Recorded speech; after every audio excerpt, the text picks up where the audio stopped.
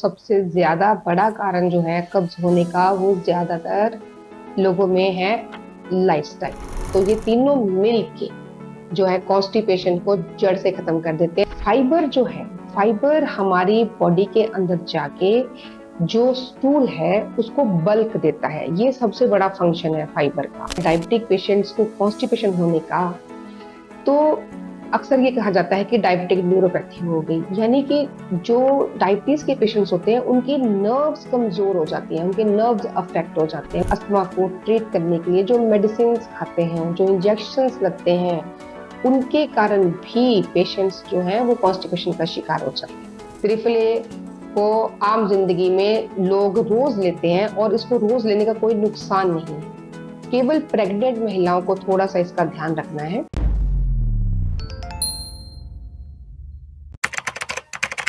नमस्कार, D5 channel Hindi देख रहे दर्शकों का मैं वंदना स्वागत करती हूँ। आज एक बार फिर हम जुड़े हैं डॉक्टर अनु से। डॉक्टर अनु, आपका बहुत बहुत स्वागत है हमारे इस प्रोग्राम में। धन्यवाद वंदना जी, नमस्कार सभी को। डॉक्टर अनु, कहते हैं पेट की 28% बीमारियां कब्ज की वजह से होती हैं, तो कब्ज होने की वजह क्या है, इसके बारे में आप हमें बताएं। कब्ज होने के मुख्य तौर पर 5 कारण हो सकते हैं। सबसे पहला कारण और सबसे ज्यादा बड़ा कारण जो है कब्ज होने का वो ज्यादातर लोगों में है लाइफस्टाइल। हमारी बॉडी इस तरह से डिजाइन हुई है कि हम जितना चलेंगे उतना ही हमारी जो गट है वो भी चलती रहती है, उसकी भी मूवमेंट जो है वो ठीक रहती है। लेकिन सिडेंट्री लाइफस्टाइल की वजह से, बैठे रहने की वजह से, हमारा जॉब है या हम स्टूडेंट हैं, कोई भी कारण हो सकता है, तो उस वजह से क्या है कि हमारा एक्टिविटी लेवल बहुत कम हो गया, उस वजह से कॉन्स्टिपेशन रहने लग गई। दूसरा मुख्य कारण है हमारी डाइट। डाइट में फाइबर की कमी होना। हम लोग ऐसा खाना खाते हैं जो बहुत ज्यादा प्रोसेस्ड होता है, उसमें फाइबर की मात्रा बहुत कम रहती है, इस वजह से भी कॉन्स्टिपेशन हो जाती है। कोई दवाइयां इस तरह से हम खा रहे हैं, कोई दवाइयां इस तरह की होती हैं जिनको खाने से धीरे धीरे धीरे धीरे करके गट या तो ड्राई हो जाती है या फिर वो पैरालाइज्ड हो जाती है। ये तीसरा बड़ा कारण है। चौथा कारण कोई बीमारी भी हो सकती है, यानी कि बहुत सारी ऐसी बीमारियां हैं जैसे कि थायराइड है, डायबिटीज है, जैसे और न्यूरोलॉजिकल डिसऑर्डर्स हैं, ऐसी बहुत सारी बीमारियां हैं, ऑटोइम्यून प्रॉब्लम्स हैं, उनकी वजह से भी क्रॉनिक कॉन्स्टिपेशन जो है वो हमें परेशान कर सकती है। और एक कॉन्स्टिपेशन इस तरह की भी होती है जिसका कोई कारण नहीं होता, जिसको कि इडियोपैथिक कहते हैं, तो वो बिना कारण की कॉन्स्टिपेशन होती है, इसलिए उसको ठीक करना भी बहुत टीडियस हो जाता है। तो यही मुख्य तौर से कारण होते हैं। अनु जी, अभी आपने बताया कि फाइबर की कम मात्रा लेने पर भी कॉन्स्टिपेशन हो जाता है, तो किस टाइप का फाइबर लें कि कॉन्स्टिपेशन नहीं हो? वंदना जी, फाइबर जो है वो हमारी डाइट का एक बहुत इंपॉर्टेंट भाग है और इसके बारे में ज्यादातर हमारा ध्यान भी नहीं जाता कि हमारी डेली की फाइबर की जो मात्रा है वो कितनी है। हालांकि पानी पीने को भी एक बहुत इंपॉर्टेंट चीज माना जाता है पेट की हेल्थ ठीक रखने में। तो कम से कम 2 लीटर पानी भी पीना चाहिए ताकि जो हमारा फूड है वो बहुत ज्यादा ड्राई ना रहे, थोड़ा सा मॉइस्ट रहना चाहिए। तो फाइबर जो है, फाइबर हमारी बॉडी के अंदर जाके जो स्टूल है उसको बल्क देता है। ये सबसे बड़ा फंक्शन है फाइबर का। और दूसरा फंक्शन यही है कि इस साथ में कुछ विटामिन्स भी रहते हैं, कुछ इसमें न्यूट्रिएंट्स भी रहते हैं जो कि नेचुरल फाइबर्स के सोर्सेज की अगर मैं बात करूं तो फाइबर ना 2 तरह का होता है। एक तो होता है सॉल्युबल फाइबर जो कि हमारे फ्रूट्स के छिलकों में या फ्रूट्स में भी, बहुत सारे फ्रूट्स में भी, ड्राई फ्रूट्स में, नट्स में, होल ग्रेन्स जो रहते हैं, मोटे अनाज जो रहते हैं, उसमें पाया जाता है। ये होता है सॉल्युबल फाइबर। सॉल्युबल मतलब होता है कि पानी में घुल जाता है, पानी में घुल के वो मिक्स होके अच्छे से हमारी गट में से बड़े अच्छे से वो निकल जाता है और साथ ही साथ हमारे जो स्टूल को जो है वो सॉफ्ट करता है, उसको बल्क देता है। और ये जो सॉल्युबल फाइबर है ये हमारे न्यूरोलॉजिकल सिस्टम को भी करेक्ट रखता है, यानी कि जो हमारी गट की सेंस है कि इस चीज को मैंने बाहर निकालना है, उसकी जो मोबिलिटी है, जो उसका पेरिस्टालसिस है, जो मूवमेंट है गट की, उसको भी सही रखता है। और दूसरी तरह का फाइबर होता है जो कि इनसॉल्युबल फाइबर जिसको हम कहते हैं, यानी कि जो पानी में घुलता नहीं है, वो पानी को पी लेता है और फूल जाता है। तो वो जो फाइबर रहता है उसको हम कहते हैं इनसॉल्युबल फाइबर। ये ज्यादातर जैसे हमारे आटे का चोकर रहता है, यानी कि जो छान रहता है उसमें रहता है, कुछ फ्रूट्स वेजिटेबल्स में रहता है। तो ये इनसॉल्युबल फाइबर है जो हमारे स्टूल को बल्क देता है और उसकी वजह से जो गट की मूवमेंट है वो सही बनी रहती है।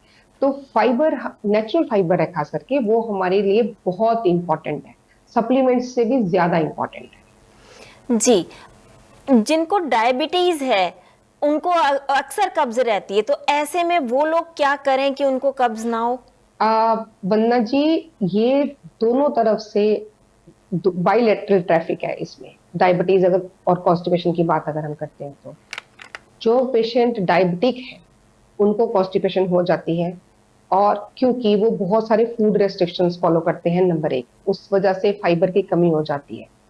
तो बल्क नहीं रहता स्टूल में बल्क नहीं रहेगा तो वो स्टिमुलेट नहीं करेगा गट की मोशन को, इस वजह से। और दूसरा जो कारण है डायबिटिक पेशेंट्स को कॉन्स्टिपेशन होने का, तो अक्सर ये कहा जाता है कि डायबिटिक न्यूरोपैथी हो गई, यानी कि जो डायबिटीज के पेशेंट्स होते हैं उनकी नर्व्स कमजोर हो जाती हैं, उनके नर्व्स अफेक्ट हो जाते हैं, उनकी जो सेंसरी जो उसकी फीलिंग है, न्यूरोलॉजिकल जो सिस्टम है, हमारा नर्वस सिस्टम है, उसकी वो कम हो जाती है। इसी वजह से जो गट है उसकी भी जो सेंसिटिविटी है वो कम हो जाती है, क्योंकि वहां की नर्व सप्लाई जो है वो अफेक्टेड हो जाती है। इसलिए डायबिटीज के पेशेंट्स को कॉन्स्टिपेशन हो जाती है, इसलिए उनके लिए फाइबर लेना और भी ज्यादा जरूरी है। बहुत इंपॉर्टेंट है कि वो छिलके के साथ फल खाएं, छिलके के साथ कच्ची सब्जियां जितना ज्यादा हो सके वो खाएं।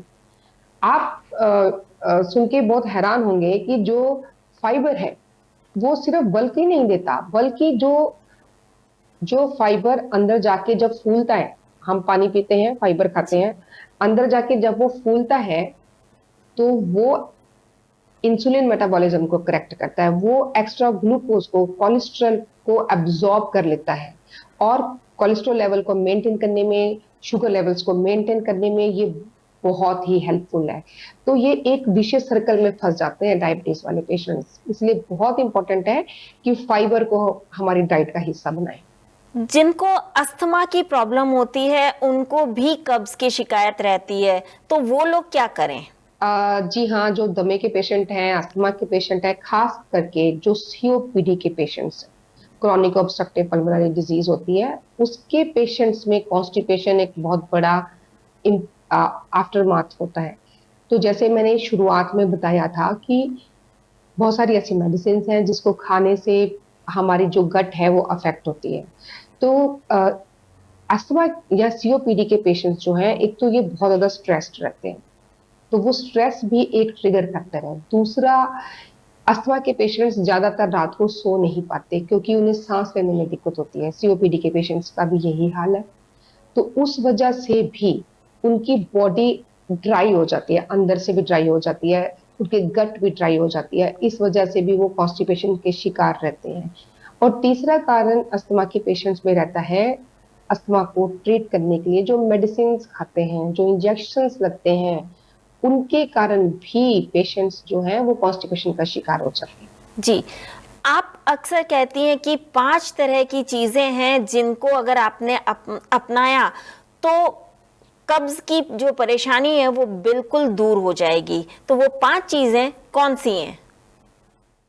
बिल्कुल वंदना जी, 5 ऐसी दवाइयां हैं जिसके लिए डॉक्टर की प्रिस्क्रिप्शन की जरूरत नहीं है, किसी से पूछना नहीं है, कोई रॉकेट साइंस नहीं, बड़े ही आसान तरीके हैं। एक एक करके मैं 5 बताऊंगी और ये भी बताऊंगी कि इनको कैसे लेना है और किस उम्र के लोग इसको ले सकते हैं। सबसे पहली बात हम करेंगे, तो क्योंकि हमने फाइबर की बात करी तो हम इसबगोल से शुरू करते हैं। जो इसबगोल की भूसी रहती है, इसबगोल रहता है, उसका छिलका रहता है एक तरह से, तो ये एक तरह से बेस्ट सॉल्यूशन है कॉन्स्टिपेशन का। किसी भी तरह की अगर कॉन्स्टिपेशन है तो सबसे बेस्ट सॉल्यूशन है इसबगोल का छिलका। इसको जब हम 2 चम्मच गुनगुने पानी के साथ लेते हैं तो ये अंदर जाके फूलता है। खास करके जो बुजुर्ग रहते हैं, बुजुर्गों को कब्ज की बहुत समस्या रहती है, क्योंकि वो उनकी डाइट बहुत कम हो जाती है, वो उनकी टेंडेंसी रहती है कि फाइबर को ज्यादा कंज्यूम नहीं करते हैं, इसलिए कब्ज का शिकार हो जाते हैं। और पेट साफ नहीं होने की वजह से अ, उनको हेडेक रहती है, चिड़चिड़ापन रहता है, और वो खाना नहीं खाते हैं ठीक से। तो इस उन लोगों के लिए इसबगोल जो है वो सबसे इम्पोर्टेंट चीज है। तो इसको हम इस तरह से पानी के साथ मिला के जब हम खाते हैं, और पेट के अंदर जाके ये फूलना चाहिए। पेट के अंदर जाके फूलेगा तो ही ये एक्स्ट्रा ग्लूकोज और एक्स्ट्रा कोलेस्ट्रॉल को अब्सॉर्ब करेगा। तो इस तरह से ये हमारा मेटाबॉलिज्म को भी करेक्ट करेगा, और हमारी जो स्टूल को एक बल्क देके हमारी कॉन्स्टिपेशन को भी दूर करेगा। ये दोनों चीजों पे काम करेगा। दूसरी चीज जो कॉन्स्टिपेशन पे बहुत कारगर है, और किसी भी उम्र के लोग इसको ले सकते हैं, वो है कैस्टर ऑयल। कैस्टर ऑयल के बारे में आपने अक्सर सुना होगा। कुछ लोग इसको दूध में मिला के लेते हैं, कुछ लोग उसको ऐसे ही ले लेते हैं, कुछ लोग गर्म पानी के साथ लेते हैं। तो कैस्टर ऑयल एक ऐसी चीज है जो अगर सीवियर कॉन्स्टिपेशन हो गई तो उस समय हम तुरंत से उसको रिलीफ देने के लिए कैस्टर ऑयल ले सकते हैं। नवजात बच्चे जो है उनको भी कॉन्स्टिपेशन की दिक्कत हो जाती है, उनमें भी कैस्टर ऑयल सेफ है। 1 से 2 बूंद कैस्टर ऑयल हम लोग जो है इन्फेंट्स को दे सकते हैं। अगर बच्चा माँ की फीड ले रहा है, दूध पी रहा है, तो दवा माँ को दी जाती है, तो वो माँ उसको ज्यादा क्वांटिटी में ले सकती है, और वो दूध के जरिए जो उसका असर है वो बच्चे पे भी होगा। अगर किसी वजह से बच्चा माँ का दूध नहीं पी रहा है, तो जो देसी गाय रहती है, देसी गाय के दूध में 1 से 2 बूंद मिला के हम जो दूध मुहे बच्चे होते हैं उनको दे सकते हैं। बड़े लोग 1 से 2 चम्मच इसका सेवन कर सकते हैं। रात को दूध में गर्म दूध के साथ इसका सेवन कर सकते हैं। और अगर कहीं हम ट्रैवल कर रहे हैं, हमारे पास दूध अवेलेबल नहीं है, तो सुबह सुबह उठिए, खाली पेट 1 गिलास गर्म पानी लीजिए, उसके साथ 2 चम्मच ले लीजिए, और 1 घंटे के अंदर अंदर पेट साफ हो जाएगा। इसको लगातार भी ले सकते हैं। तीसरी चीज जो है वो चीज है जिसके बारे में सबसे पहली बात की जाती है। किसी से भी आप बात करेंगे ना कॉन्स्टिपेशन की, आपने आप मुझे बताइए, मैं आप ही से पूछती हूँ वंदना जी, कि पहली चीज आपके दिमाग में क्या आती है जब कॉन्स्टिपेशन की बात होती है? तो सबसे पहले तो इसबगोल की भूसी ही आती है, क्योंकि ये बहुत पुराने समय से चलती आ रही है। कैस्टर एक और ऑयल का दवाई नाम भी है। उसके बाद में भी लेते हैं, लेकिन इसबगोल की भूसी को अक्सर कहा जाता है कि रात को गर्म दूध के साथ ले लीजिए। जी, एक 3 चीजों का मिश्रण है जिस जो बहुत ही वाइडली, बहुत ही कॉमन, आप त्रिफला की बात कर बहुत रही ही हैं? बिल्कुल मैं त्रिफला की बात कर रही हूँ। जी और जो त्रिफला है, इसको इसमें जो 3 चीजें हैं, हरड़ है, भेड़ा है और आंवला है। जी और ये तीनों अपने अपने तरीके से हमारी गट की हेल्थ को ठीक करते हैं। जो हरितकी है, हरितकी पेरिस्टालसिस बढ़ाती है, हमारा चीजों को बाहर निकालने के लिए गट की जो मूवमेंट है उसको इंक्रीज करती है। तो वो जो कुछ भी अंदर रुका हुआ है कहीं पर भी मल, तो उसको बाहर निकालने में हेल्प करती है। आंवला जो है, आंवला भी डाइजेशन करता है, ये माइक्रोबायोम को ठीक करता है हमारे पेट के। इसी तरह से जो विभितकी है, ये दोनों काम करती है। तो ये तीनों मिल के जो है कॉन्स्टिपेशन को जड़ से खत्म कर देते हैं। इसीलिए ही त्रिफले को आम जिंदगी में लोग रोज लेते हैं, और इसको रोज लेने का कोई नुकसान नहीं है। केवल प्रेग्नेंट महिलाओं को थोड़ा सा इसका ध्यान रखना है, बाकी कोई भी उम्र के लोग त्रिफला ले सकते हैं। डोज हम अपने हिसाब से एडजस्ट भी कर सकते हैं। 1 चम्मच से शुरू कीजिए। 1 चम्मच त्रिफला को पानी में भिगो के रख दीजिए रात को, सुबह उसका पानी पी लीजिए। सुबह भिगो के रख दीजिए, शाम को पी लीजिए। अगर एक बार लेने से ही पेट ठीक हो रहा है तो एक बार कंटिन्यू कीजिए। बहुत ज्यादा सिवियर और बहुत क्रॉनिक कॉन्स्टिपेशन है तो 2 बार ले लीजिए। और अगर कहीं ट्रेवल कर रहे हैं तो चूर्ण ले लीजिए। मैंने इसीलिए पानी में बताया क्योंकि पानी में भिगो के लेना आसान भी है, और दूसरा उसमें उसके सारे एक्टिव जो उनके एक्टिव इंग्रेडिएंट्स होते हैं वो पानी में आ जाते हैं, और हमारी बॉडी के अंदर उसकी एब्जॉर्प्शन बहुत अच्छे से हो जाती है। इसलिए सबसे बेस्ट तरीका यही है कि उसको पानी में भिगो के लीजिए। तो अब हम बात करेंगे अगले मेथड की कि इसके अलावा और क्या मेथड है जिससे कि हम कॉन्स्टिपेशन को जो है ठीक कर सकते हैं। जी। तो अ, एक ड्राई फ्रूट आता है जिसको कि कहते हैं अंजीर, यानी कि फिग, फिग बोलते हैं जी। इंग्लिश में उसको। तो अंजीर एक ऐसी चीज है जिसका एक ही टुकड़ा, एक टुकड़े को कुछ समय के लिए, मतलब 20 से 30 मिनट उसको पानी में भिगो के रखना है। वो सॉफ्ट हो जाएगा और उसको चबा के खा लें। बस इतना करने भर से ही कितनी भी पुरानी कब्ज हो, कैसी भी कब्ज हो। और अंजीर बहुत जो है हमारे लिए न्यूट्रिशियस भी है, जी। इसलिए अंजीर जो है वो एक सेफ और कारगर तरीका है कॉन्स्टिपेशन को ठीक करने का। तो जी। ये कुछ तरीके हैं, कैस्टर ऑयल हो गया, त्रिफला हो गया, अंजीर हो गई, और इसबगोल की भूसी हो गई, और एक चीज है आंवले का जूस। आंवले का जूस भी ले सकते हैं हम खाली पेट, वो भी जो है कॉन्स्टिपेशन को बहुत अच्छी तरीके से ठीक करता है और बहुत अच्छा भी है। और जूस ताजा होना चाहिए प्रेफरेबली, और उसको उसका जो फाइबर कंटेंट रहता है, जो उसका गूदा रहता है, उसके साथ ही पीना है, उसको छानना नहीं है, ऐसे ही पीना है जी। ताकि फाइबर भी जाना चाहिए अंदर।